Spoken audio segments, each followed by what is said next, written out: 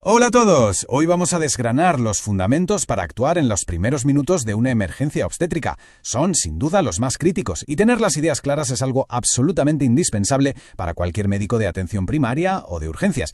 Nos vamos a basar en los principios del programa ALSO, el soporte vital avanzado en obstetricia.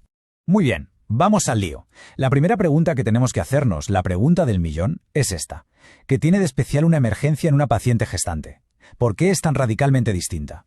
Y la respuesta, ya os lo adelanto, no está a la vista. Está oculta en la fisiología. Y es que esta paciente lo cambia absolutamente todo. No estamos ante una persona con un feto dentro y ya. Estamos ante un sistema biológico que ha sido completamente recalibrado. Un universo fisiológico distinto donde nuestras respuestas automáticas, las de siempre, pueden ser insuficientes o incluso contraproducentes. Y aquí viene el primer gran concepto que tenemos que grabarnos a fuego. Si aplicamos un protocolo estándar sin más, sin adaptarlo, es muy probable que fallemos. La verdadera clave del éxito en esos minutos iniciales es comprender esos cambios fisiológicos tan profundos, esos que no se ven, que ocurren durante la gestación. Así que vamos a levantar el capó y a ver qué se cuece ahí dentro. Vamos a desvelar esa fisiología oculta. Y ojo, que esto no son solo datos para un examen, son las nuevas reglas del juego. Un juego en el que lo que parece normal puede ser, en realidad, una señal de alarma de un peligro que está a punto de estallar. Empecemos por el corazón. Imaginemos el sistema cardiovascular de la gestante como un motor de competición. Un motor que ha sido trucado para rendir al máximo, que funciona constantemente sobrecargado, al límite de revoluciones, para poder mantener no una, sino dos vidas. Y la magnitud de ese cambio es brutal. No es un pequeño ajuste, el gasto cardíaco aumenta entre un 30 y un 50%. Es un esfuerzo hemodinámico gigantesco y sobre todo constante. Claro, para poder soportar ese ritmo el cuerpo necesita más combustible, y lo que hace es aumentar el volumen total de sangre hasta en un 50%. Esta hipervolemia es una adaptación increíble, sí, pero aquí viene la trampa, y es una trampa mortal en una hemorragia. Porque aquí está el quid de la cuestión.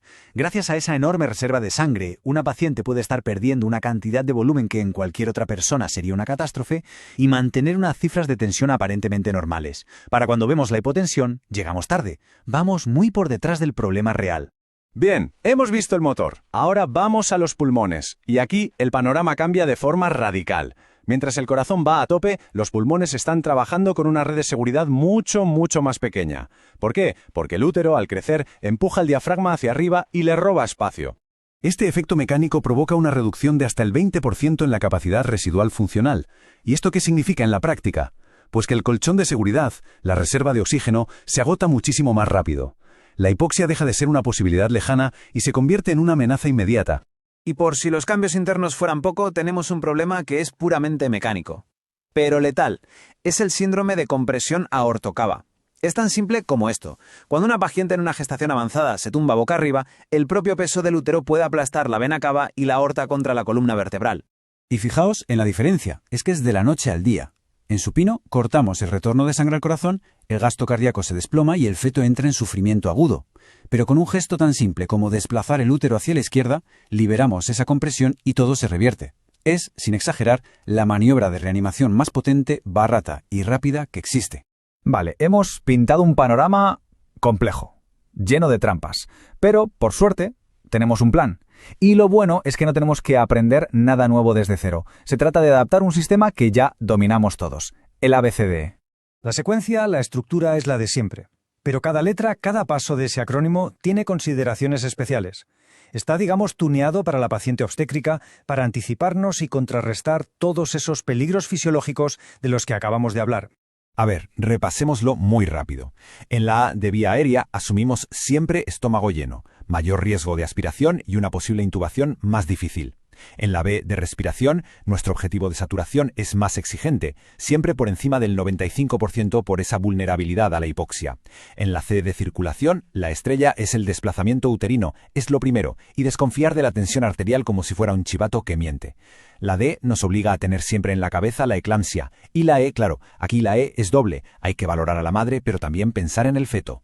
Muy bien, para ir cerrando, vamos a destilar todo esto. Vamos a quedarnos con la esencia, con las ideas que de verdad marcan la diferencia en el minuto cero.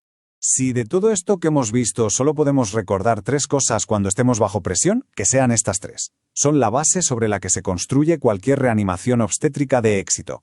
La primera regla de oro, pensar siempre en la fisiología alterada. Hay que ponerse en modo embarazo y no fiarse de una tensión arterial normal. La segunda, ese útero a la izquierda, debe ser casi un acto reflejo que tenemos que interiorizar. Y la tercera, seguir el ABCDE adaptado. Es nuestro mapa, la guía que nos va a mantener en el camino correcto cuando todo lo demás es caos.